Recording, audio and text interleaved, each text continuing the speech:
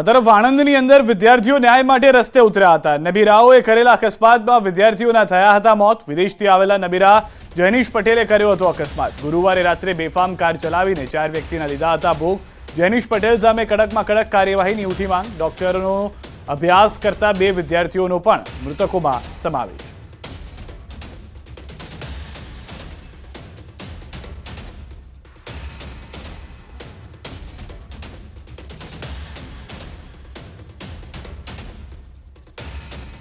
ગુરુવારે જે નાવલી પાસે જે ઘટના બની છે એમાં આરોપી છે તે અટેકાકારે જે 3 બાઇકને અથડાવી છે તો એના અમારે ન્યાય જોઈએ છે આ બાબત। આણંદ ગ્રામ્યના નાવલીથી આંકલાવ જતા રોડ ઉપર ગઈકાલે રાત્રે 12 વાગ્યાની આસપાસ એક અકસ્માત થયેલો છે, જેમાં અર્ટિગા કાર ચાલકે સામેથી આવતા 2 વાહનો જેની ઉપર 2 માણસો બેઠેલા હતા અને એક ટ્રિપલ સવારી પાછળ હતા તે મલ્ટિપલ અકસ્માત થયેલો છે। તેમાં વાહન ચાલકમાં એક બાઇક ચાલકનું મૃત્યુ સ્થળ પર થયેલું હતું અને બાકી 3 વ્યક્તિઓ સારવાર દરમિયાન મૃત્યુ થયા છે। આ અંગે રોડ પરનું રોડ એન્જિનિયરિંગનો અભ્યાસ ચાલી રહ્યો છે અને જે સાહેબ બચી ગયા છે એમની ફરિયાદ લઈ આણંદ ગ્રામ્ય પોલીસ હાલમાં તપાસ કરી રહી છે। જૂનાગઢ માર્કેટિંગ યાર્ડમાં પાર્ક કરેલી કારમાં ભીષણ આગ લાગી। અચાનક કારમાં આગને કારણે અફરાતફરી મચી ગઈ। શરૂઆતમાં ધુમાડાના ગોટા નીકળ્યા હતા, બાદમાં આગનું વિકરાળ સ્વરૂપ જોવા મળ્યું। કારમાં ગેસના સિલિન્ડર હોવાની આશંકા છે।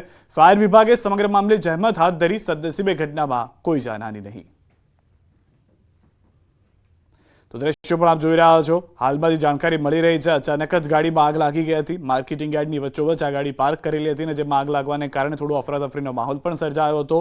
ફાયર વિભાગની ગાડીઓને જાણ કરતા જ તુરંત પાણીનો મારો ચલાવી આગને કાબૂમાં લેવામાં આવી। ગેસના સિલિન્ડર હોવાની આશંકા સેવવામાં આવી રહી છે। જામનગરથી સમાચાર। પાન પાર્લર પર મારામારી થઈ છે। રૂપિયા બાબતે 2 જૂથ વચ્ચે મારામારી થઈ। સમગ્ર ઘટના સીસીટીવીમાં કેદ થઈ ગઈ। યુવક પર કરાયો જીવલેણ હુમલો। ઘટનામાં 3 લોકોને ઈજા પહોંચી હોવાની પણ જાણકારી છે। રૂપિયા બાબતે આ 2 જૂથ સામસામે આવ્યા હતા। લાંબા સમયથી રૂપિયાને લઈને માથાકૂટ ચાલી રહી હતી। એ દરમિયાન આ ઘટના ઘટી હોવાની જાણકારી છે કે જેમાં લાકડી અને પાઇપ વડે માર મારવામાં આવ્યો છે। સીસીટીવીની મદદથી પોલીસે કાર્યવાહી હાથ ધરી હોવાની પ્રાથમિક જાણકારી છે। ઘટનામાં 3 લોકોને ગંભીર ઈજાઓ પહોંચી છે। પાન પાર્લર પાસે આ મારામારી બાદ ગંભીર રીતે ઈજાગ્રસ્ત લોકોને સારવાર માટે હોસ્પિટલમાં ખસેડવામાં આવ્યા।